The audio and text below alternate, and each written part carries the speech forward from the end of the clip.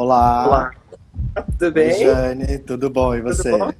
Tudo bem. Tudo bom. Então, a gente começou aqui a live, que a gente está essa semana inaugurando o Showcase Online, o projeto online do Aldo Tambellini. E a Jane é a curadora desse projeto. Então, eu vou falar um pouquinho da Jane. A Jane, ela é doutora em comunicação e semiótica, ela é professora da PUC, do Mackenzie.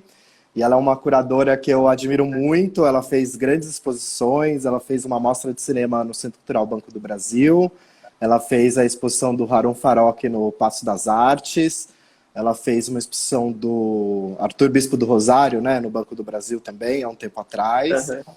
E essa conversa com a Jane curou na Casa Nova uma exposição sobre o Henrique Alvim Correia, há alguns anos atrás, que chamava Ula, Ula, Ula, Ula, que foi uma experiência muito gostosa para a gente, foi uma exposição muito gratificante de ter feito, né? Que a gente conseguiu os desenhos originais do Henrique Alvim Correia.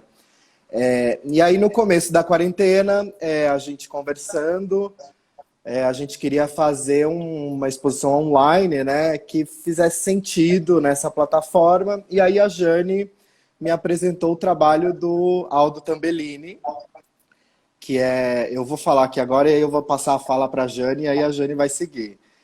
E aí a gente começou a investigar o trabalho do Aldo e fazia muito sentido expor uma retrospectiva online do trabalho dele hoje em dia, que faz, né, um artista que tem seus 90 anos de idade e era um artista radical lá nos anos 50, 60 em Nova York, né? Ele é um dos precursores do conceito do Artist Run Galleries, né, em Nova York naquela época.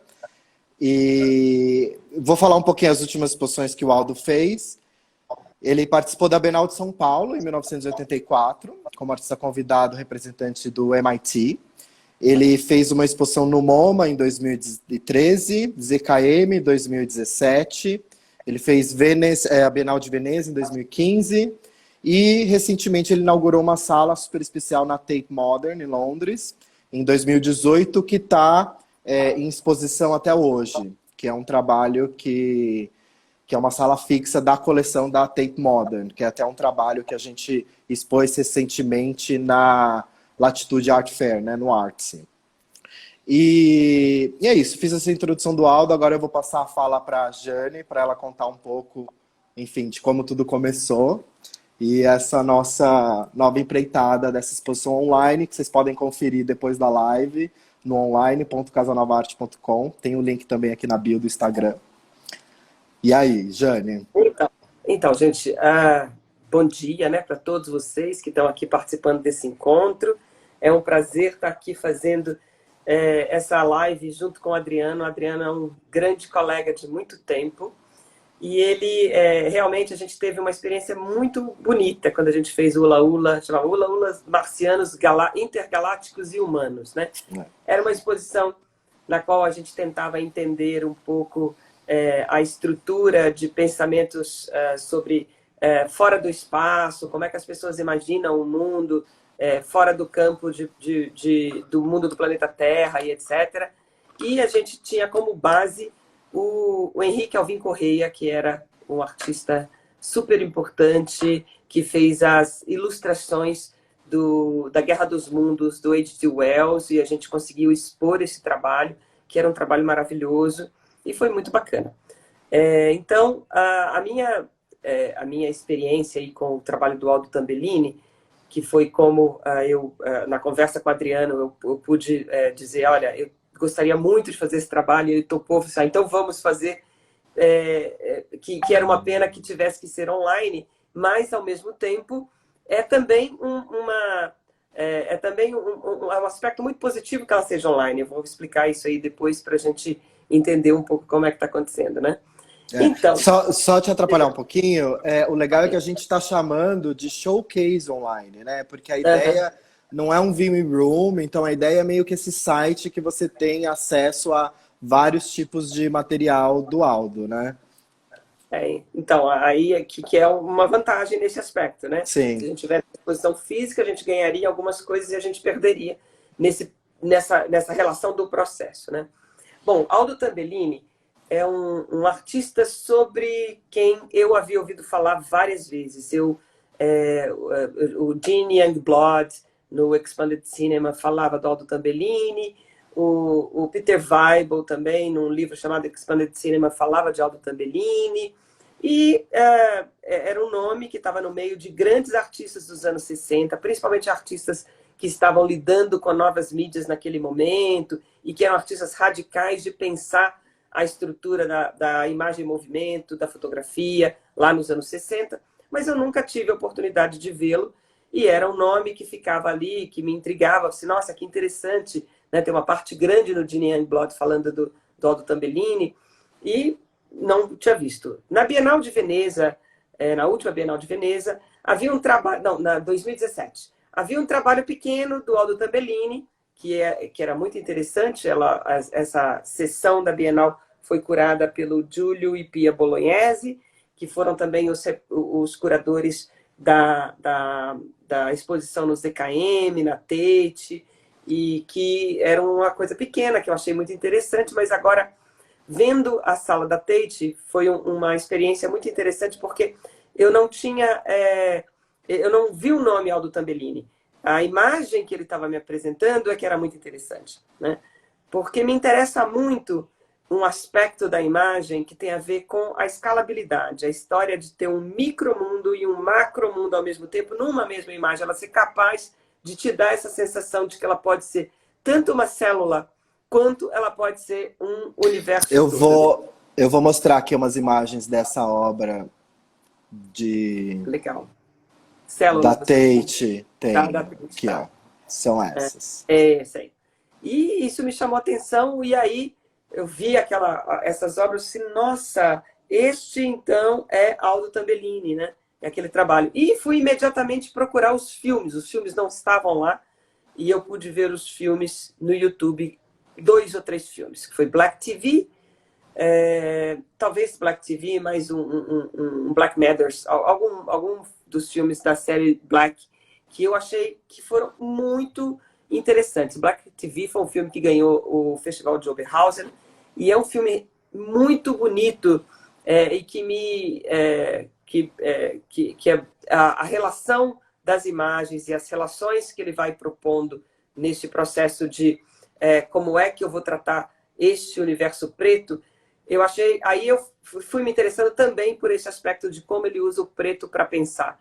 Tanto o fato de que ele está trabalhando com uma temática que tem a ver com racismo, e, ao mesmo tempo, o preto que tem a ver com o buraco negro, que tem a ver com a matéria negra, e que tem a ver com todos esses aspectos do negro. Então, este universo do preto que ele tão obsessivamente vai trabalhar, depois eu fui descobrindo, na medida que eu fui estudando o trabalho dele, que esse trabalho dele ele vai exaustivamente falando do preto e trabalhando com preto, inclusive o teatro dele, que ele teve durante os anos 60 no East Village, se chamava Black Gate, né, que é a parte de cima do teatro, que ele estava lá, e ele obsessivamente vai argumentando isso. Então, essa é uma outra ligação que eu acho muito legal, ele pensar o preto como algo que é temático a respeito do racismo, ao mesmo tempo tem a ver com os temas da ciência e etc. E, ao mesmo tempo,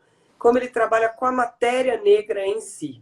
Então, ele vai fazer os filmes e vai apresentando as relações com os próprios negativos do filme. Então, ele vai produzindo isso a partir desses elementos que tem a ver com o próprio negativo do filme. É essa matéria que ele vai trabalhar.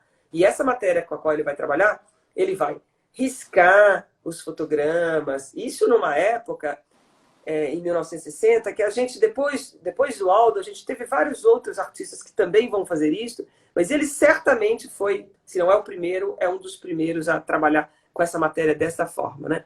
Então ele vai riscar os filmes, ele vai passar ácido nos filmes, ele vai trabalhar... Essa série do Lomogramas, né, que eu tô mostrando agora. Eu não tô mostrando muito, porque eu quero que as pessoas entrem no site para ver, porque tá tudo lá, né?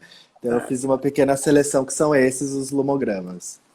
Então ele vai produzir esse tipo de imagem aí. E ele vai produzir, neste caso da imagem fotográfica, então vou entrar nos lomograms para as imagens fotográficas e os videograms, né?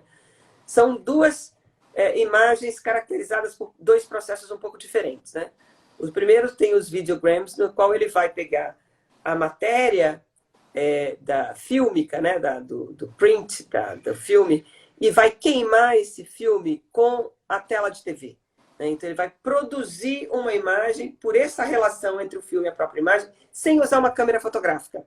Então, ele produz a imagem por este efeito que tem a ver com a tela e que tem a ver com a luz que está ali apresentada. Então, ele quer captar aquilo que vem da TV e ele quer captar aquilo que vem da TV, mas não no sentido da imagem da TV que ela está produzindo, no sentido do que ela produz de reação com a própria imagem, né? Com a própria negativa. No caso dos lomograms, ele conta uma história, que depois a gente entra também um pouco na história dele, que ele ganhou, quando ele era criança, da mãe dele na Itália, uma lanterna mágica. E ele, então, conseguia fazer imagens com essa lanterna mágica, né? E os lomograms têm muito esse efeito de pintar nos vidros e produzir a imagem a partir dessa pintura do vidro. E ele, então, tem o objeto. Tanto o objeto projetado, que pode ser uma imagem de origem fotográfica, etc., quanto ele tem um objeto que é o próprio objeto de pintado de produção, que pode ser também projetado com luzes e criar esse efeito de alguma forma. Então, é um objeto que tem muitas saídas possíveis de ser pensado, de ser trabalhado, né? Então, bom, enfim. Então, esses processos são processos muito, muito inovadores para aquele momento, né? E muito interessantes. Então, a gente tem ali... E outra coisa interessante, ele usa split screen, tela dupla, né? Ele usava projeções em várias paredes, né? Então, tudo isso que a gente tem, que é um procedimento muito contemporâneo das galerias de arte, das instituições de arte, de museus, para mostrar a imagem de movimento, o Aldo fazia lá nos anos 60, dentro do Gate Theater dele, produzindo todos esses efeitos, né? Então, que ele recebeu a Yayoi Kusama, né, no cinema dele. Exatamente. Né? Recebeu o Nam June Paik, participou Nam June Paik na mesma exposição dele na Galeria Howard Wise, né, que foi uma galeria que expôs esses trabalhos que eram iniciais lá. Então, era de uma geração que estava ali pensando tudo isso. Mas ele tem todos esses procedimentos que foram, nos anos 60, elaborados e que hoje são formas de se mostrar a imagem em movimento dentro das galerias de arte, das instituições de arte, né? Então, a gente tem esse aspecto inovador e contemporâneo da obra dele, no sentido de como é que você dispõe a obra, trabalha com material e etc. E tem o aspecto que, para nós hoje, ele é absurdamente contemporâneo, que tem a ver com racismo, e tem a ver com o racismo chamado Black Lives Matter. Ou seja, quando eu estava trabalhando com isso há muito tempo atrás, essa história do racismo black já era importante, mas a gente não tinha ainda o efeito que foi sendo o efeito que veio com a pandemia, que tem a ver com o movimento do Black Lives Matter. Então, a gente tem uma contemporaneidade muito evidente apresentada ali no trabalho dele, né? Então, ele vai colocar as manifestações dos anos 60 nos filmes dele, ele vai colocar aquela sensação de angústia das pessoas no meio daquela situação do racismo nos Estados Unidos, que tem a ver com a violência do racismo, que tem a ver com todos esses aspectos que estão ali colocados. Naquele momento, ele captura aquilo. Ele captura como? Captura em preto e branco, trabalhando com o negativo, né? Então, tem um filme dele, que é um filme que se chama Black Trip 1 e Black Trip 2, que eu acho que são dos filmes mais bonitos e que ele captura isso no negativo. Então, ele pega aquelas crianças quase como se fosse um efeito de produção ali, e a partir das comunidades negras que ele está filmando naquele momento, né? Então, esses dois efeitos, que são efeitos temáticos, né, e que tem a ver com assim, um pioneirismo em relação ao tema, um pioneirismo em relação à matéria, o objeto, o trabalho com a mídia e etc. Inclusive, outro aspecto do trabalho com a mídia que é pioneiro dele nessa época ainda, é o fato dele poder filmar a televisão, que depois foi feito por vários outros artistas que foram trabalhar. O Harun Farok trabalhou filmando televisão, o Omer Fast trabalhou pensando na mensagem de televisão. Então, vários artistas vão pensar no efeito da imagem da televisão e ele já nos anos 60 começa a filmar a televisão, né? E obter essa imagem da televisão e colocar dentro de um contexto que é um contexto de pensar politicamente de forma reflexiva. O que significa aquela imagem que vem da televisão? Que é o Black TV, né? Que a gente tem na exposição também. Todos esses vídeos que a gente está falando, eles estão lá, que são filmes dos anos 60. Então tem o Black Is, Black Trip, Black TV, e todos fazem parte do acervo da Harvard University, do filme, coleção de filme experimental da Harvard. Então vocês podem conferir esses vídeos todos no site da exposição também. Então, assim, eu acho que só trazendo esse aspecto de que a gente tem isso no site da exposição, a gente tem 1 ou 2 desses filmes online, tipo YouTube, né? Mas você não vai, talvez, encontrar hoje, em nenhum lugar, essa organização de filmes como a gente tem na nossa exposição. Né? A gente não vai ter nenhum banco de dados que tenha todos os filmes como eles estão colocados lá. A série de 7 filmes Black, como eles estão colocados lá, que foram todas ali feitas, esse trabalho todo foi feito com a parceria da Aldo Tambellini Foundation, né? Então eles que autorizaram que a gente pudesse mostrar todos esses trabalhos ali nesse lugar, então a gente não vai ter. A gente vai ter, talvez Black TV você encontra ele no YouTube, um Black Trip de vez em quando em algum lugar, mas eu acho que hoje a gente não teria acesso a todos os filmes de Aldo Tambellini juntos no mesmo lugar, como a gente tem na nossa exposição. E por isso que eu acho que a exposição é tão especial, porque eu acho que é a primeira vez que a gente está conseguindo aglomerar num espaço só online ainda, porque a gente não tem essa fronteira, né? A pessoa não precisa se locomover para ver isso, você vê do celular. Toda essa curadoria, essa visão da Jane dentro desse trabalho de um artista de 90 anos de idade, né? Esse é outro aspecto interessante. Então, assim, se a gente pensar, se por um lado a gente tem essa inovação de materiais, inovação de linguagem e uma contemporaneidade de temas, tudo isso junto, eu acho que isso em si já era suficiente para fazer uma curadoria e apresentar um artista. No entanto, eu acho que é muito mais do que tudo isso. Né? Ele a potência das imagens abstratas do Aldo Tambellini que exatamente aonde o trabalho dele é importante. É o ponto que faz com que o trabalho dele seja importante. Né? Então, essa capacidade de pensar uma imagem em sua abstração e fazer essa imagem, construir uma outra narrativa a partir da abstração, que eu acho que é o ponto do trabalho dele super importante. Né? Então, se a gente tem todos esses aspectos que tem a ver com todas as inovações e pioneirismo de Aldo Tambellini nos anos 60, nos anos 70, a gente tem ainda esta possibilidade de apresentar ele hoje dessa forma, a partir dessa capacidade de abstração de imagens que ele vai fazendo. Então, isso é muito visível no trabalho dele. E a gente tem, por exemplo, projetos que vão fazer o trabalho dele, provavelmente, uma curadoria que deverá acontecer, de associar o trabalho dele ao dos abstracionistas abstratos, né? Que nem Franz Klein, que tem uma semelhança quase com uma pintura mesmo abstrata, e como é que isso se apresenta. Então, veja, quando a gente pensa no trabalho da pintura abstrata e pensa na história que aquilo tem a ver com uma imagem estática, que está ali, que você consegue ver até o movimento da abstração nas pinceladas, né, que estão sendo apresentadas no trabalho do Franz Klein, por exemplo. Ao mesmo tempo, você pensa que isso aí está apresentado na imagem em movimento. Né? Então, como é que uma coisa é possível ser pensada a partir de um outro meio completamente diferente, com características próprias, e que são características que te fazem querer dominar aquele meio para poder oferecer um trabalho que tem a ver com essa ideia de abstração, como ela está lá colocada. E, realmente, essas imagens em movimento com essa abstração, elas são muito especiais.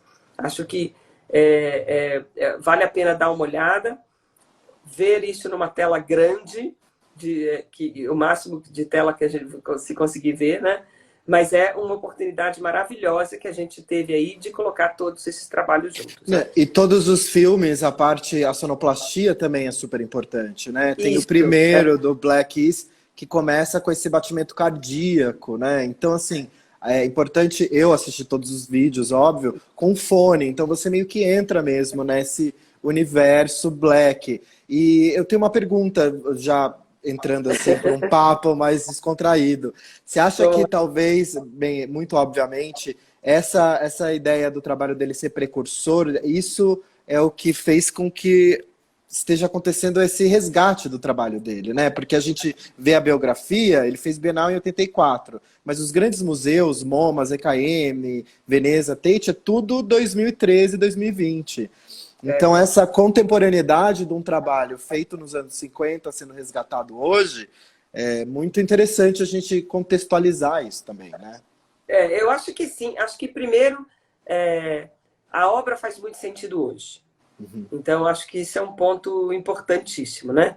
Segundo, a gente tem que pensar que existem hoje scholars que estão se aventurando neste meio, né? Então, a gente tem... pode ser que na história da arte a gente tem duas correntes de história da arte, né? Uma história da arte que vem da pintura, dessa imagem estática, né? E que tem a ver com os museus, as galerias, etc. E você tem a história da imagem em movimento, que é um outro padrão, com outras idiosincrasias, né? Outras formas de ver o mundo.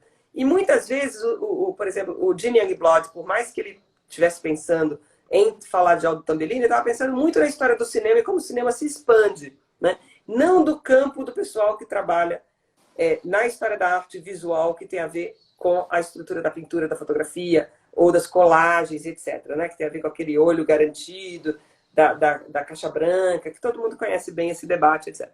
Eu acho que nos últimos anos, como essas coisas se misturaram e hoje em dia a gente tem uma entrada cada vez maior da imagem em movimento nas galerias de arte, a gente tem também escolas estudando isso, que tem a ver com os museus, etc., dentro do ponto de vista daquilo que o cinema se apresentou há anos atrás. E isso fez com que houvesse ali um resgate de um trabalho que podia ter ficado um pouco perdido ali na estrutura que a história do cinema tomou e que era um trabalho que tem a ver com este universo duplo entre pensar a imagem em movimento e, ao mesmo tempo, pensar as artes visuais com o ponto da imagem em movimento. E eu acho que este encontro foi acontecendo porque o Steve Komer foi atrás do trabalho dele, a Tina Rivers Ryan também foi atrás do trabalho dele, né? Então, essas pessoas que fizeram aí esse trabalho de pesquisa que também ajudaram a fazer entender o trabalho dele, como ele aconteceu. Isso é uma importante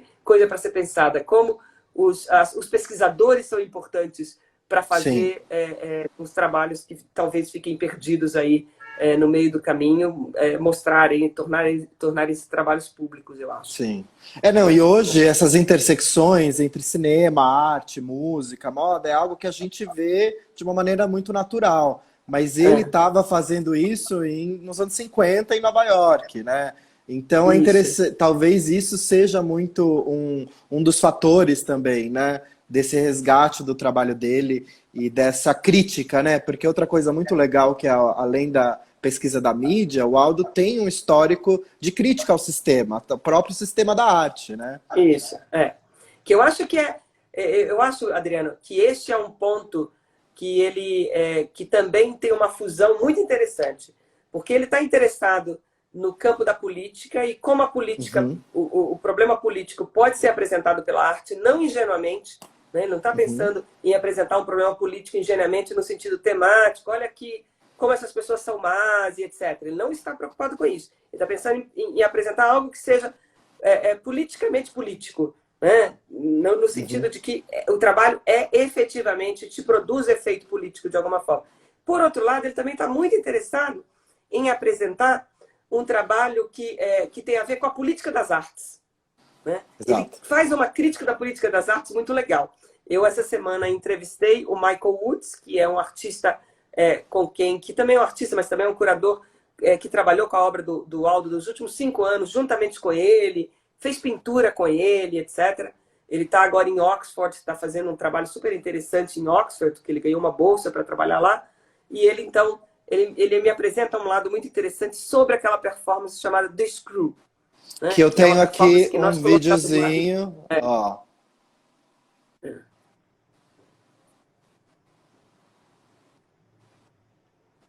Não tem som, ela não dá para passar o som mesmo? É, o som tá aqui, mas esse vídeo Ah, tá ok. lá na Tá lá. exposição. Então a ideia é todo mundo entrar no site para ver a exposição. Mas aqui o É. The Screw é essa performance, né, que ele fez. Então ele fez essa performance na frente do MoMA em 1962, né?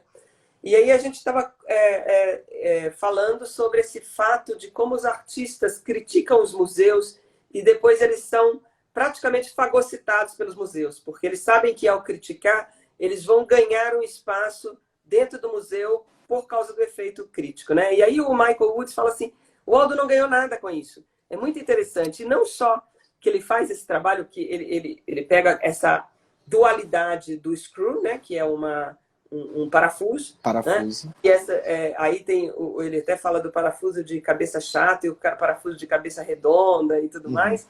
Aí tem a companheira dele na época veste ali uma coisa feita de papel machê, que é um parafuso, né? E ele convida essas pessoas que são as pessoas lá do East Village, né? De Nova York, para fazerem uma performance musical junto com ele e cantarem a música que ele te havia composto, que era a música The Screw, né? E a música The Screw é uma música sobre a política das artes, né? Uhum. Falando para o museu sobre a política das artes do museu e essa ideia de que o museu vai apresentar só espetáculos, só interessa fazer espetáculo dentro dos museus e etc. E aí E tem um e momento a muito legal. analogia do screw, né, que você não consegue pendurar um quadro sem um parafuso, né? Tem o Então tem parafuso. também isso. E a Screw de dane-se, né? Screw you, né? Exato. Screw you. E aí ele entrega o Screw para o museu e o museu recebe. Eu, em nome do museu, fico feliz de receber o prêmio da Screw, né? E tal. Uhum. A gente até estava discutindo se fazia parte da performance ou se efetivamente teve alguém do museu que recebeu, né? Era uma coisa que a gente teria que perguntar ao Aldo e a gente não saberia nesse momento agora. Mas enfim, parece que não, parece que alguém do museu recebeu mesmo. Ele fez essa mesma Sim, performance depois no Whitney e no sim. Guggenheim, né? Que é a performance The Screw.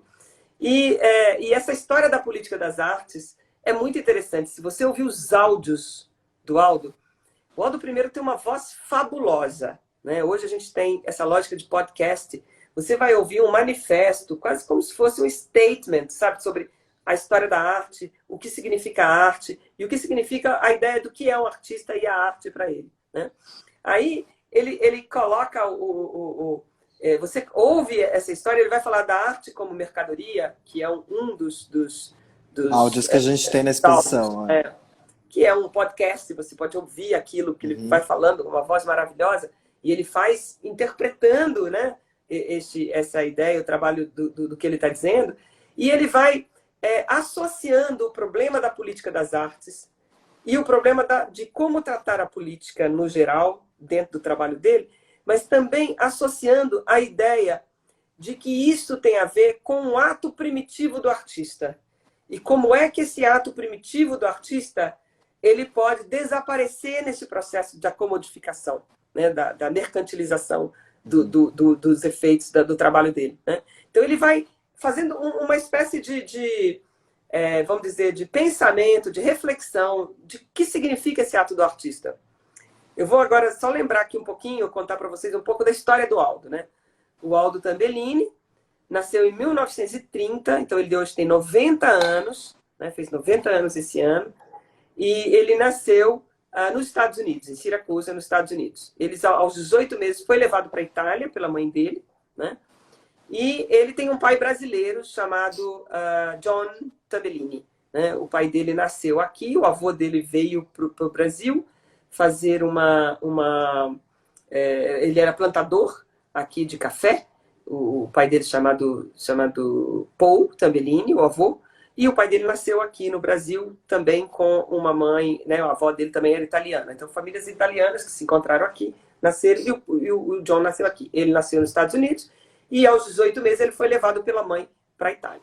Lá na Itália ele foi crescendo e etc. E ele entrou em Lucca, onde ele morava, ele entrou na Escola de Arte de Lucca, onde ele aprendeu a pintar, a esculpir, que sempre quis ser um escultor. Ele conta que ele teve essa formação clássica do artista no entre-guerras, né? Entre a Primeira Guerra Mundial e a Segunda Guerra Mundial, do artista italiano, né? Então ele teve esta formação clássica. Quando estava lá no meio da Segunda Guerra Mundial, quando ele viveu sob o fascismo do Mussolini, ele viu coisas horríveis e ele conta 2 fatos que são horrorosos ali na história dele. Primeiro, que ele, durante um tempo, ele foi para a casa da tia dele, que era uma brasileira, para ficar um tempo de medo dos bombardeios, né? E ele fala que 21 amigos dele de escola morreram num bombardeio porque estavam perto da escola e indo para a escola naquele dia e que ele não foi. Então ele sempre sentiu esse lugar de assim, eu poderia ter morrido naquele momento, né? Aliás, tem uma outra história engraçada de Nova York que ele conta também que poderia ter morrido porque ele escorrega assim, a coisa de cimento e etc. Bom, enfim.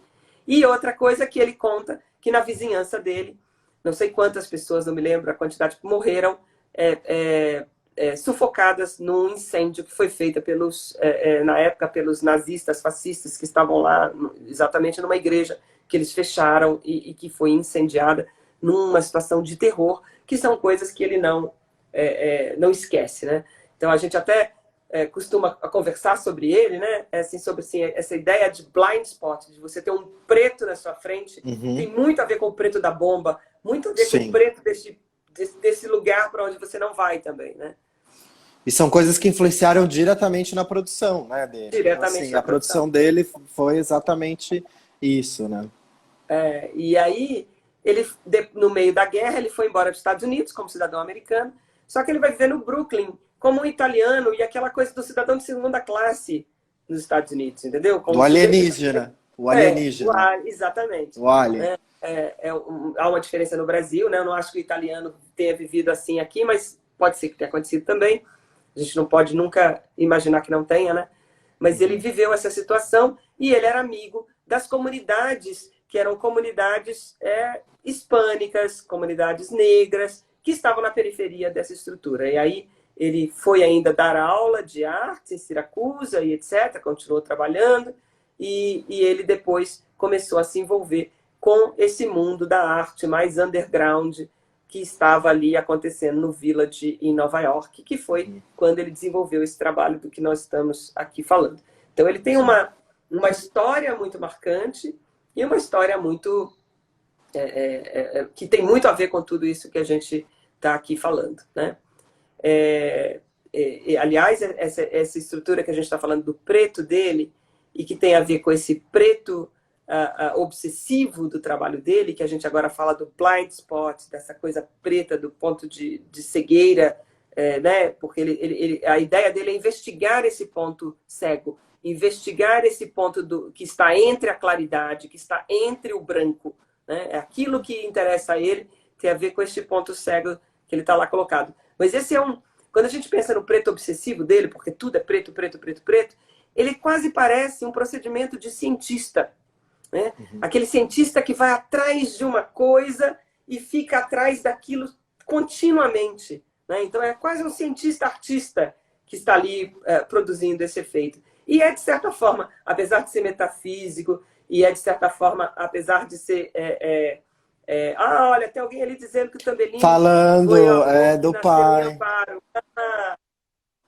Demais. A gente está reencontrando a família Tambellini com essa exposição aqui em São Paulo, assim, aqui no Brasil. Muitas pessoas... Tá ouvindo agora?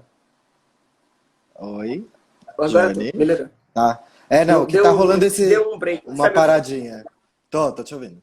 É que a gente está reencontrando, né, um histórico Tambellini, assim, com essa exposição. Então, várias pessoas estão vindo com esses insights. Eu tenho um primo Tambellini, né, e por justamente essa história, esse resgate do Tambellini no Brasil, que é muito legal, que a gente vai chegar lá, né? Não vamos ainda falar antes. Vamos chegar Mas lá. Continua sobre o preto cosmologia, né? Esse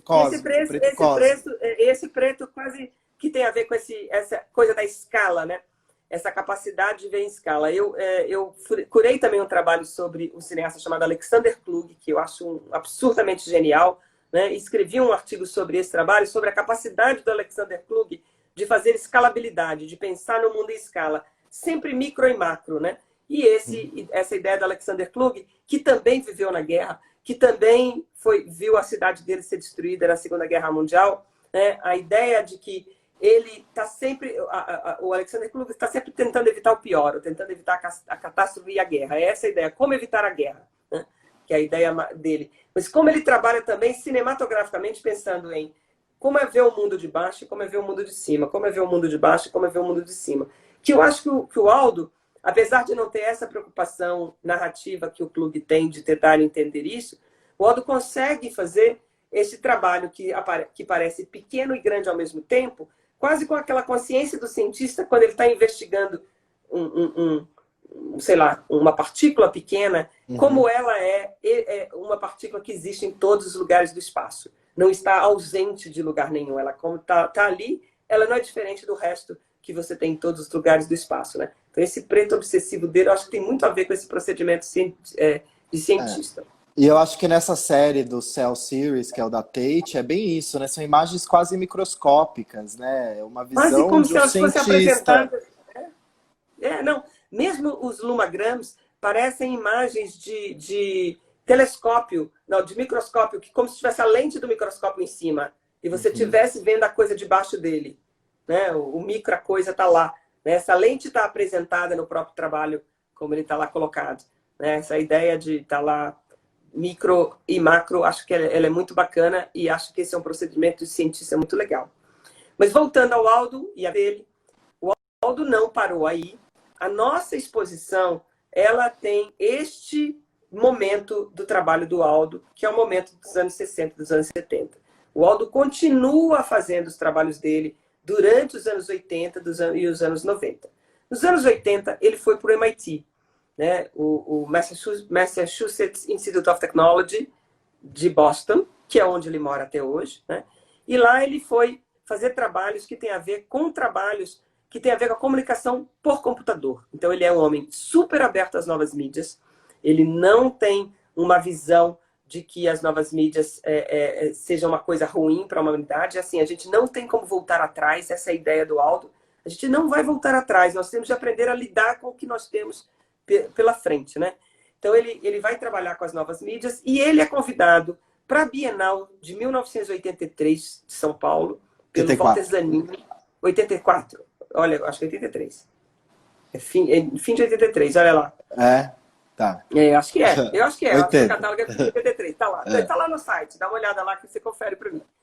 E ele é convidado pelo Walter Zanini e pelo Júlio Plaza para fazer aí uma participação com um trabalho que se chamava Communication Sphere, ou Comunicação Esfera, né?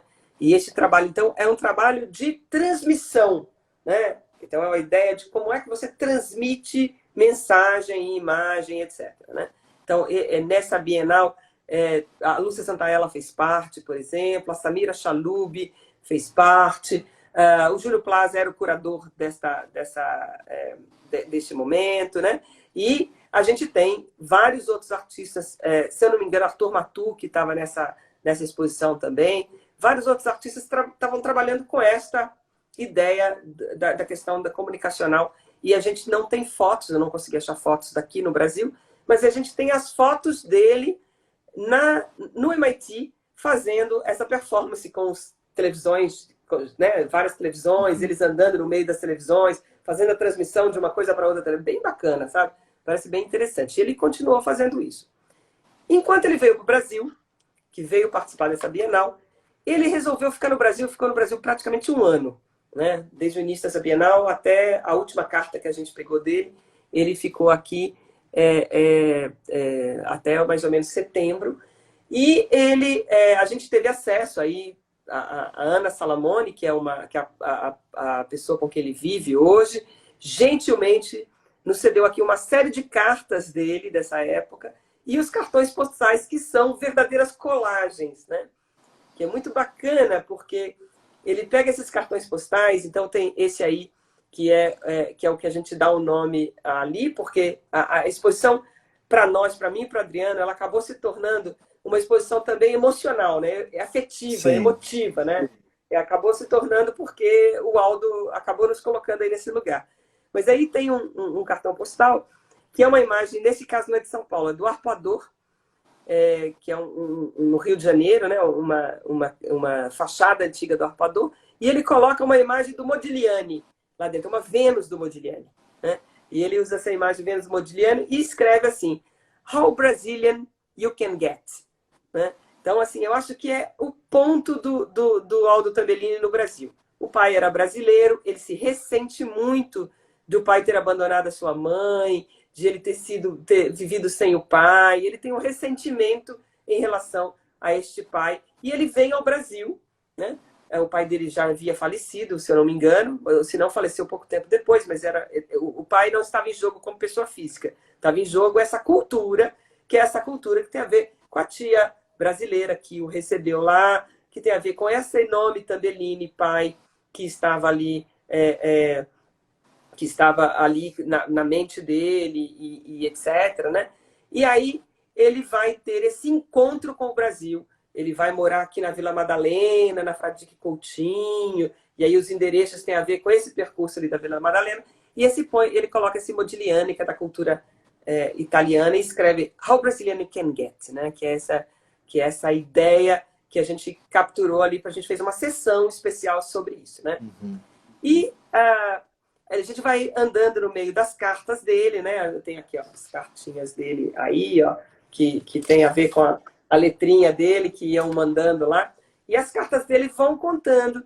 Ele vendo o filme Limite, do Mário Peixoto. Ele considera o filme uma masterpiece, que é maravilhoso. A visita dele à FAAP, que ele deu uma palestra na FAAP, provavelmente com Arthur Matucci.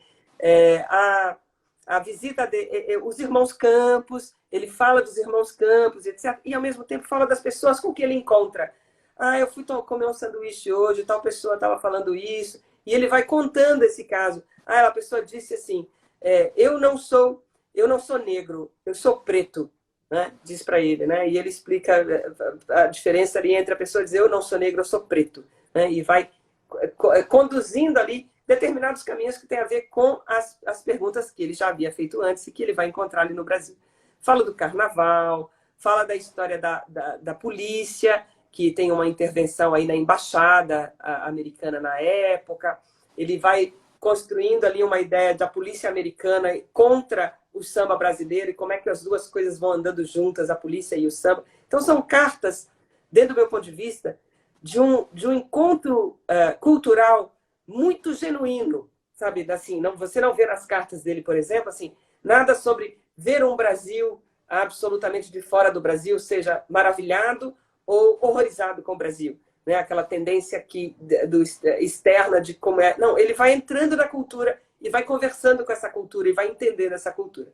E aí ele manda esses postais, que são essas colagens lindas que a gente tem aí, e outro postal que ele manda, por exemplo, no meio do concreto da cidade de São Paulo, ele coloca essa borboleta e coloca lá o poema do... Como chama lá o poema chinês? Junga. Não, Sun Tzu. Isso. Que ele sonhou que era uma borboleta, né? Que é o famoso, eu sonhei que era uma Lindo. borboleta, e ele coloca a borboleta e coloca isso no meio, exatamente no meio do concreto de São Paulo, né?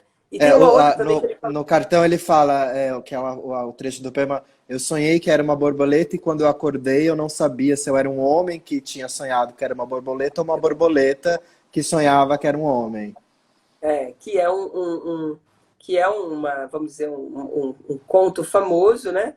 Uhum. E que a gente tem aí essa ideia metafísica que se assemelha muito ao ato, como o Aldo pensa, né?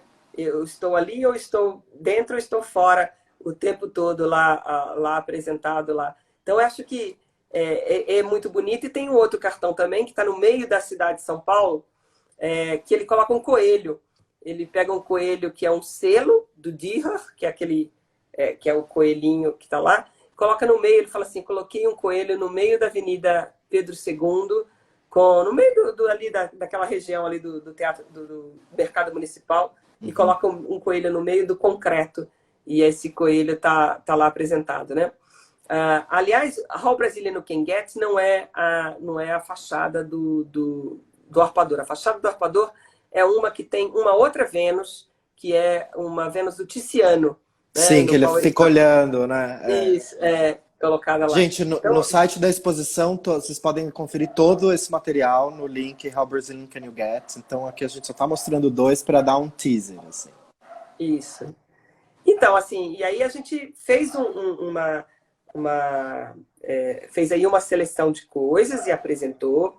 A gente, eventualmente, por causa de ser exatamente porque ela está online e porque a gente está fazendo isso em progresso, a gente pode ainda apresentar mais coisas, né?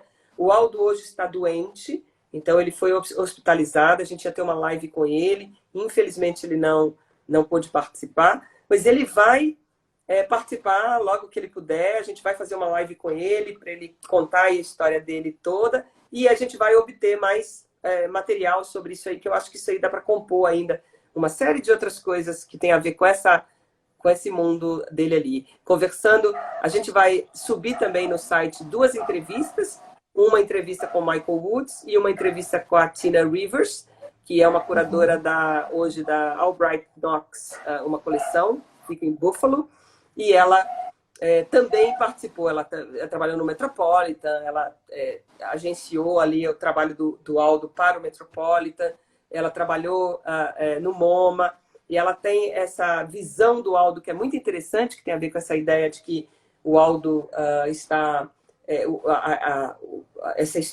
mostrar o Aldo, a importância de mostrar o Aldo agora e como é que é interessante trazer esse trabalho dele para os nossos dias. E ela vai dizer assim, nossa, essa vertente brasileira dele é algo que a gente nunca estudou, né? É algo que a gente não entendeu ainda como é que essa história aconteceu.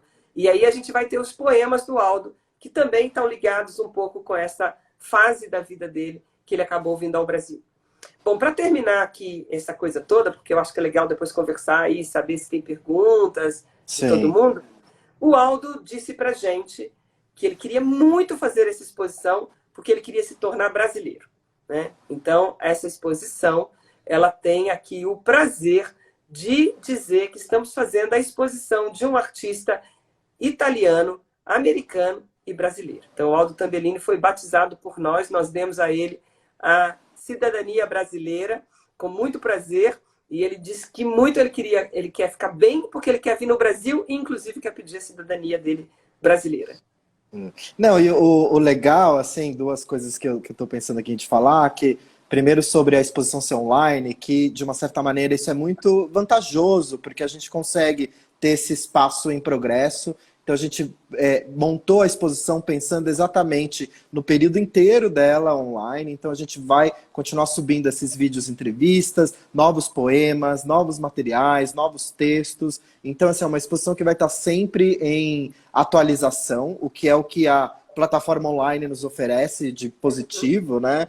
E está sendo realmente muito interessante que você falou que essa exposição está sendo emotiva para a gente, porque me ajudou a passar a quarentena, mergulhado no trabalho do Tambellini, para ser bem sincero. Né? A quarentena é uma loucura, é uma montanha-russa, e mergulhar na pesquisa dele, desse conceito do negro como o antecedor do branco, como o início de tudo, e a gente pensar que como as pessoas viviam lá naquela época e hoje a gente tem os mesmos dilemas com outro tipo de tecnologia, e como é importante você ser um radical, né? Que é o que ele era lá nos anos 50 em Nova York. Então, o que seria o radicalismo hoje, no bom sentido, né? Então, é interessante como a gente conseguiu entender o online ao nosso favor, né? Então, não é uma exposição que está tapando nenhum buraco. Na verdade, a exposição física... pode falar. Aí não é só isso, né, Adriano?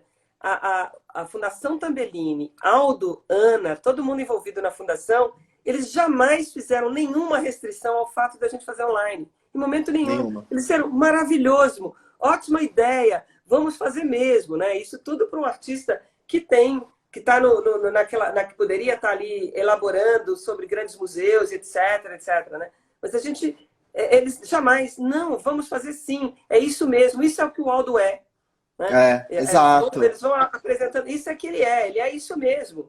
Né? Não, e é uma exposição que ela nasceu para ser online, ela está sendo construída online, e agora no processo a gente está pensando a exposição física ano que vem. Então é engraçado, porque é o processo contrário, né? É uma exposição que está toda online e a gente vai trazer ela para o Brasil, esperamos, né? Fisicamente ano que vem. E essa capacidade, e aí por isso que eu estou frisando o termo showcase, e não viewing room, né? Então, são nomenclaturas que fazem sentido a gente também pensar, né? Enquanto o Aldo pensava a mídia lá e essas nomenclaturas lá nos anos 50, entendo que a gente tem que ter esse papel hoje em dia, né? Não, acho que assim, tem 2 pontos aqui para terminar, que você sabe que a gente fala muito, né? O professor fala muito. Então, tem ali, Primeiro, a Jane foi minha exposição. professora há 15 anos e até hoje ela é minha professora. Vamos lá. Primeiro ponto. Por que no princípio tudo era preto? E por que o nome da exposição, né? In the beginning, all was black. Né? Porque há também um aspecto que tem a ver com o problema da anterioridade das coisas. O preto como anterior a tudo. Né? E como a base de acontecimento de tudo. Então, no início era tudo preto. Né? E isso é físico, né? E isso é metafísico, isso é filosófico e isso é artístico. Então, assim, este é o nome, porque in the beginning, e é muito bacana que ele vai falar aqui do Haroldo de Campos, foi tão bonitinho que eu achei na carta, ele fala do Haroldo de Campos aqui no caminho, que ele vai fazer, falando que o Haroldo de Campos está traduzindo a Bíblia, e ele escreve 2 pontos, in the beginning, etc. Né? Ele mesmo apresenta aqui. Então, acho que é uma conjuntura ali de espíritos, né? As coisas vão se encontrando ali nas afinidades eletivas, né? Você elege coisas inconscientemente, essas coisas ali se encontram. Segundo, é o que é fazer uma curadoria online. Eu acho que isso é um ponto que eu acho que é interessante, porque é uma experiência nova para mim, uma experiência nova para o Adriano, né? Uma experiência nova para a Fundação. Né? O que significa fazer uma curadoria online? Primeiro, você vai fazer e em pandemia, nesse nosso caso. Né? Então, tem 2 aspectos. Eu acho que a primeira ponta é fazer com o que você pode. Né? Nada do que você vai pensar em como é que você vai elaborar coisas a partir do que você pode. E tentando entender como é que o mundo do banco de dados vai te oferecer esse universo para você transitar. Né? Então, eu não estou mais no espaço do museu, no qual eu tenho as paredes, no qual eu vou trabalhar com outro universo, que é o universo da disposição dos efeitos online. E quais são as vantagens disso? As vantagens é que eu trabalho com banco de dados mesmo.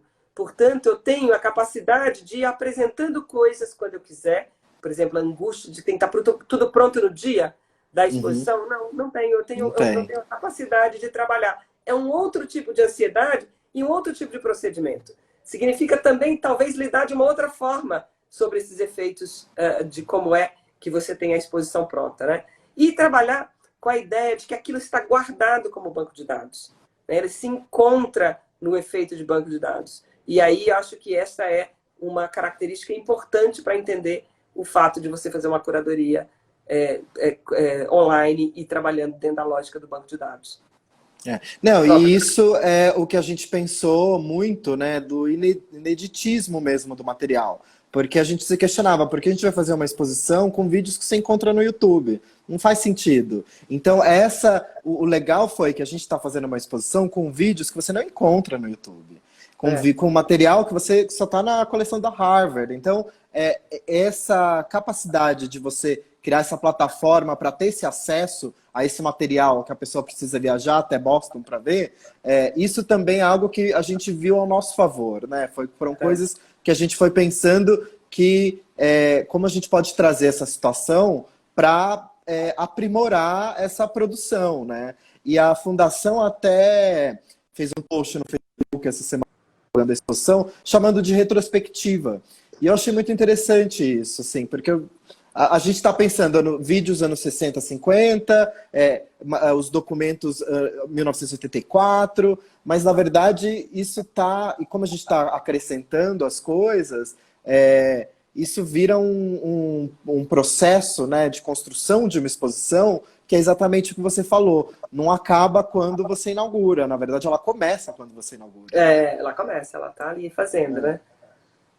E é muito legal, porque a ansiedade e a angústia é diferente. Você vai sabendo que você vai trabalhando, né? Você vai escrevendo os textos, vai elaborando, vai pegando contribuições, outra pessoa de outro lugar fala outra coisa. Você vai construindo ali um efeito em construção mesmo, um trabalho em É. progresso mesmo, propiciado Até a por isso. própria fundação, né? Quando eles viram o site pronto, assim, pronto não, o primeiro site, eles falaram, nossa, tem esse outro material que eu vou mandar para vocês, que dá para colocar. Olha, dá para a gente mandar esses poemas novos. Aí o Aldo quer fazer um novo poema. Então, isso também é muito positivo. Então, é entender que é uma exposição, é um showcase, né? Feito para a internet, na internet, que é inédito. Então, não é uma outra experiência artística que tem toda essa temática política e conceitual e cosmológica aí que eu acho que ajuda a gente a entender um pouco o que está acontecendo no mundo hoje, de certa maneira, né? Muito legal. Temos perguntas, Adriano? Fala. Então, alguém tem pergunta? Eu não estou vendo o Tambellini, né? Desse resgate, parece que tem alunos do Mackenzie aqui também, o que é legal. Bem, se alguém que tiver pergunta, agora é a hora de escrever aí que a gente vai ler. Mas eu acho que, Jane, enquanto as perguntas não chegam, talvez seria legal falar um pouco da tua trajetória no cinema, por exemplo. Você é uma pesquisadora, uma das top pesquisadoras do Brasil, do cinema de super qualidade, né? O projeto que você apresentou no 3M, né? Na Mostra Digital 3M. Acho que talvez a gente pode fazer esse link do teu histórico na sua pesquisa sobre cinema, na sua produção cinematográfica, dentro dessa história do Aldo, que é cinema, é arte, é política, enfim. Eu estava agora pensando um pouco nisso, né? E acho que é muito interessante a história de questão de afinidades eletivas mesmo, né? Como é que você gosta de determinadas coisas e investe mesmo e como funcionam, né? Eu fiz, eu acho que 3 ou 4 mostras de cinema. Elas aconteceram no Centro Cultural Banco do Brasil, aconteceram em São Paulo, no Rio, em Brasília, etc., que tem a ver com cineastas que eram muito radicais e muito experimentais, sempre. Né? Então, o primeiro foi do grupo Dziga Vertov, que era um grupo de cineastas radicais, comandado ali pelo Jean-Luc Godard e pelo Jean-Pierre Gorin. E esse trabalho foi muito bacana, porque a gente resgatou aí, na verdade, uma relação também com o Brasil. Eu acho que todos eles têm esse campo ali da gente resgatar a relação com o Brasil. Porque o Glauber Rocha fez uma participação especial, que era uma participação que a gente tinha pouco acesso naquele momento, para entender a história do cinema brasileiro, do terceiro mundo, como é que ele estava lá colocado, né? Então, acho que é muito bacana entender este ponto ali, né? O outro ponto que eu acho que é interessante é o fato de que logo depois eu trabalho com Alexander Klug, e que é um cineasta também que trabalhou com outros elementos de um mundo de construção imagética absolutamente fora do padrão do cinema narrativo que nós estamos acostumados a ver. Né? O Klug não me deixa de me surpreender nunca. Eu fui a um trabalho dele lá na Fundação Prada, em Veneza, que é uma coisa assim esplendorosa, maravilhosa, assim, espetacular. Né?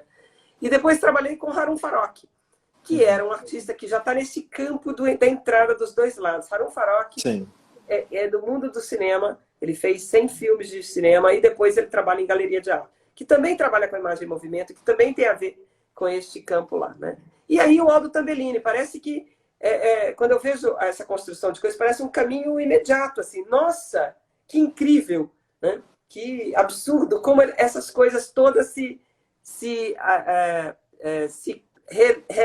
apresentam com similaridades.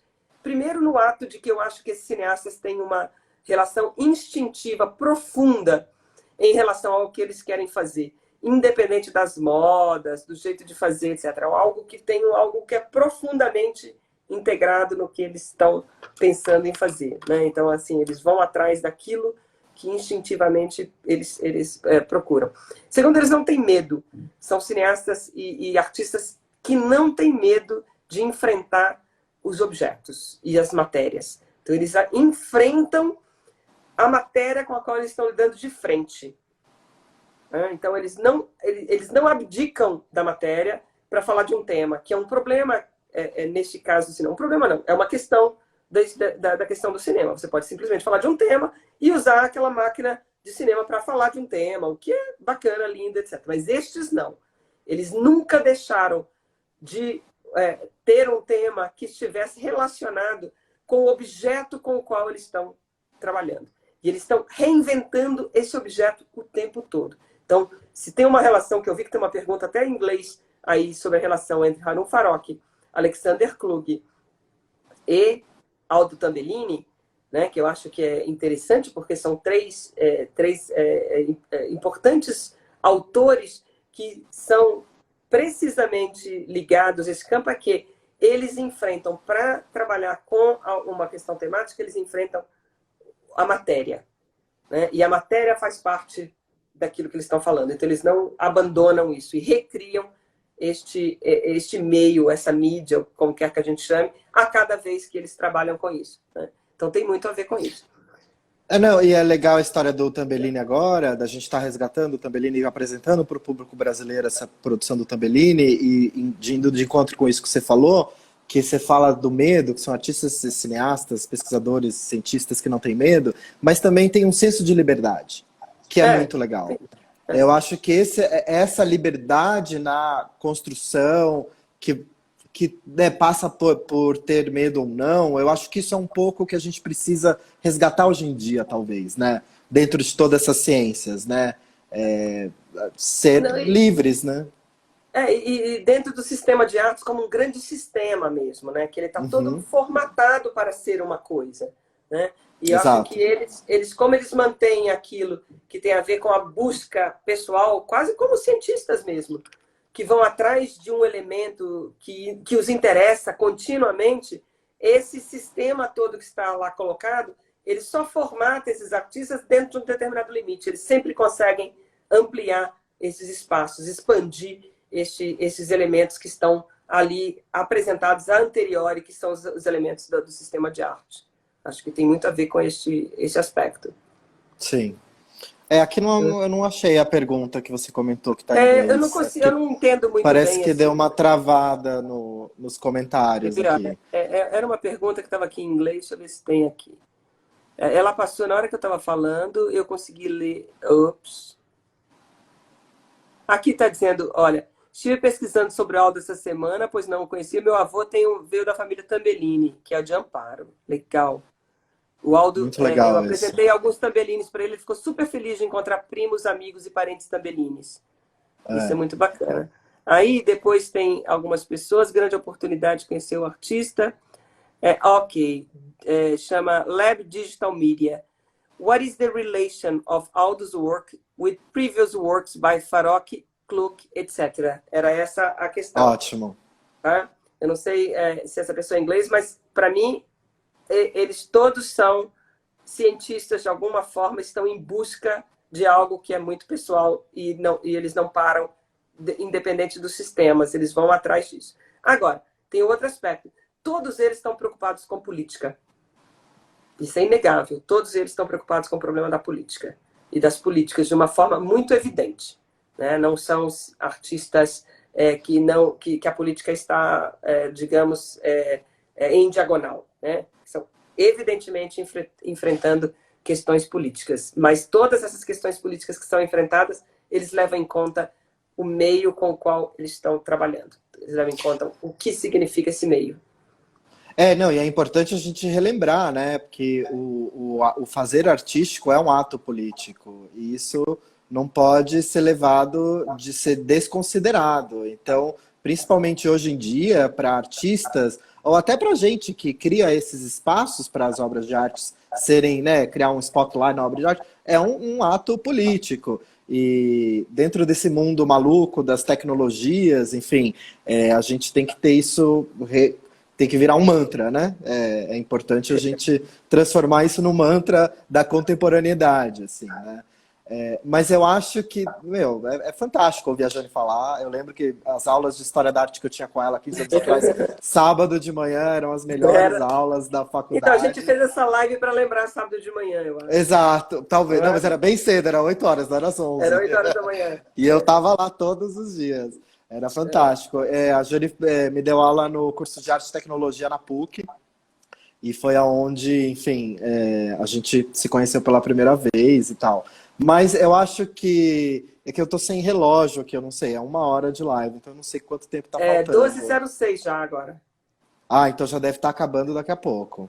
Então. Então, é isso. Então, muito obrigado. Acho que já, né, a gente conseguiu 1 hora de fala. Obrigado, Jane, pela exposição. O vídeo vai estar online aqui. E agradeço. Olha, se alguém tiver alguma pergunta, quiser fazer alguma pergunta, pode mandar por e-mail, tá? Que eu respondo. Tem o e-mail lá da galeria, tá lá no site. O Adriano me repassa, pode ser? No site tem o newsletter também, que as pessoas podem colocar. E esse vídeo vai estar aqui no Instagram da galeria, para todo mundo rever e ver depois. Ok. Obrigado, Jane. Um beijo. Tchau, Beijo. gente. Tchau.